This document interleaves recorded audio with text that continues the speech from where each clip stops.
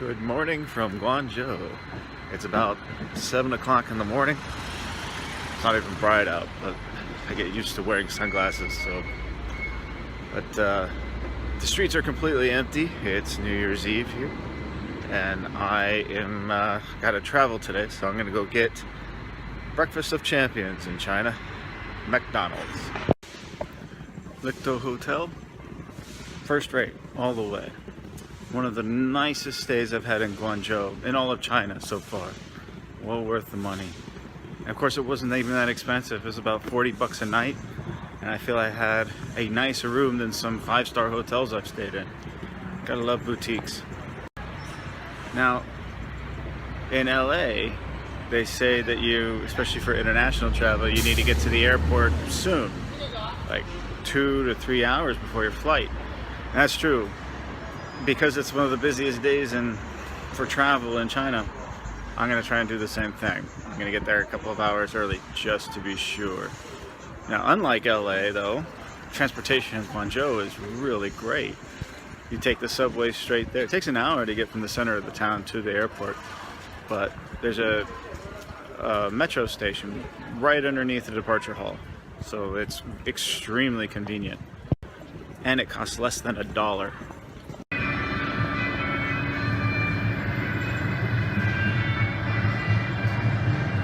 An empty subway. Unbelievable.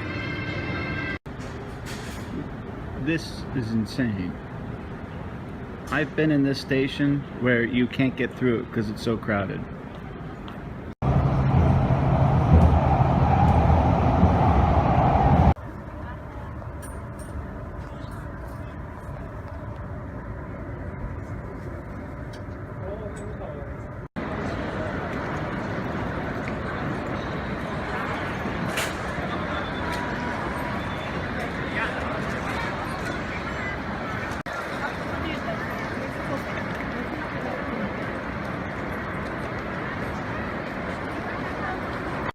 Guangzhou Airport is very nicely laid out. It's this giant departure hall, and they have these little check-in kiosks all over the place. So it's very good for people management, getting around. It's also very clean and high-end.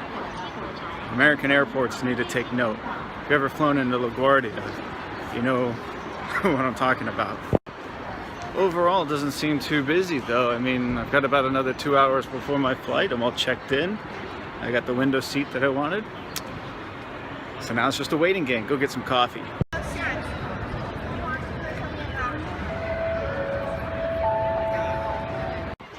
So there's a McDonald's here in the airport, in the terminal, and I'm waiting to get my chicken nuggets, and this American lady came up and asked, "Do you speak English?" to the people behind the counter. They said a little. And she tried to order. She was asking all these questions. Why don't you have French fries? Where's the beef? Things like that. And the person behind the desk didn't really understand, and so she started yelling at the person, saying, you know, why don't you speak English? This is an American company. You're in an international terminal. And it was very embarrassing. So to all those people out there who think that people need to speak English everywhere, shut up. It's annoying. I was able to help her out, even, believe it or not, with my limited Chinese. I was able to help her order something. But that kind of attitude's just not going to fly here.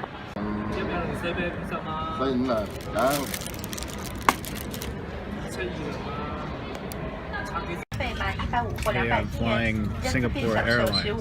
My first time. So far, I'm very impressed. This has got to be the nicest airline I've ever been on. Check this out. Got the menu for lunch. You get to choose Oriental or International. Check that out. We'll see if it's any good. I'm sure it is though. Of course I have all the leg room in the world.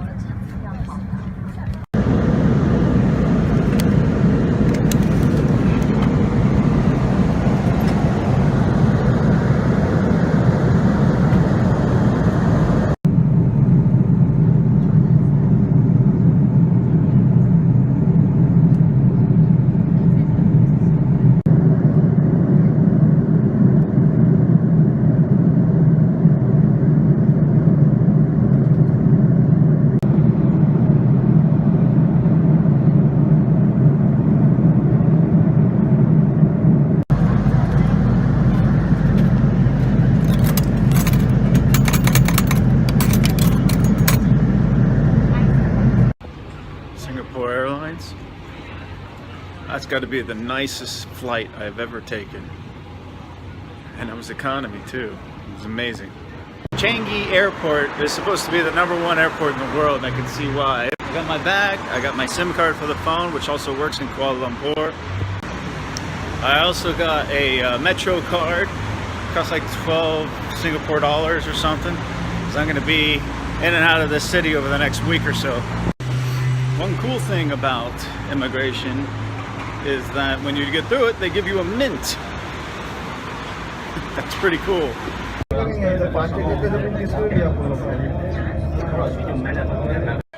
Well, I made it to the hotel. The subway system here in Singapore is all color-coded. So for a colorblind guy like myself, red, green, blue, purple, it's very difficult. But they do have like downtown lines, loop, things like that. So, you know, I was able to find my way here. It took about an hour to get here from the airport. And I'm staying in Chinatown tonight. It is New Year's Eve, Chinese New Year's Eve. And Chinatown is just going crazy. But first, let me give you a quick tour of the room, and then in the next video, I'll take you out and show you the festivities for New Year's Eve tonight. The hotel room is very, very small. It's old. It's well over 100 years old. So keep that in mind when you take a look at it. So first, I'll show you the bathroom. It's one of those wet bathrooms that you see in Asia. So it does not. It has, you know, curtain or rings for the curtain, but no curtain. So everything will get wet when I take a shower. And then I come this way, and I've got an itty bitty little TV. This little couch actually folds out into a bed if you want. And then in the corner, I've got like a little wardrobe there that I'm just not even going to use. I'm on the top floor, so you can see there's a huge ceiling here. And, you know, it's not pretty, but it is old. So, you know, there's a character to it. And that's the bed. It's a Chinese bed. It's a little hard, but it'll do for me. And the place has Wi-Fi, so I can get on the internet. But this is why I chose this particular room. Come out here, I've got a giant balcony. As you can see, it goes all the way down that way. And then down there is Chinatown. And it is packed with people tonight. Going all the way down that way. And this party will be going on well into the morning hours. So I can expect to get a late night's rest. But that's why I chose this, so that I can just walk outside and be part of Chinese New Year, which should be a lot of fun tonight.